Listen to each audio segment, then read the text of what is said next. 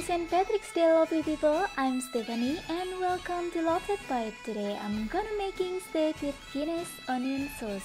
It is simple one to make and best of all it has a wonderful dark and sweet mixture sauce which wraps itself around that steak. So let's get started. First, I'm gonna start off with slicing the onions. Straight onto the steak, I've got some olive oil, but you can use rapeseed oil, canola oil or whatever oil you fancy. And I'm gonna season the steak on both sides with salt and mixed peppercorns. And meanwhile, you can prepare your pan to get the heat nice and high. You need to make sure that your heat nice and high so that you brown the steak really well. Add the steak into the pan and cook over high heat for about 2 to 3 minutes each side. It depends on how the thickness of your steak is.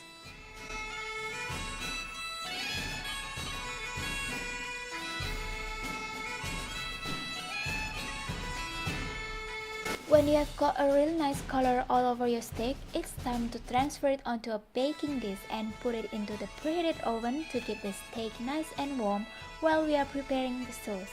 And now, with all those wonderful brown bits from the cook of steak, I'm gonna adding a nice log of olive oil and our onion.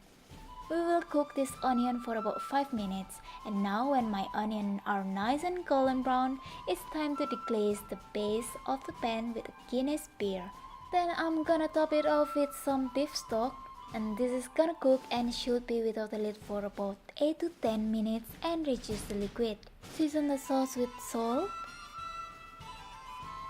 mix peppercorns, and for an extra dimension of flavor, just add a teaspoon of marmalade into the sauce. Now it's time to take the steak out from the oven and remember, let it rest for a minute before you cut it. Look at this gorgeous steak, it looks so juicy and tender. It is really perfect to serve up with some potatoes, baked beans or some greens on the side. The maltiness, the bitterness in the sauce is absolutely delicious. If you want full of the recipe, check it out in the box below over my website. Please give a like, do a subscribe and maybe you might leave a comment in the box below. Thank you so much for watching and I'll see you next time. Bye!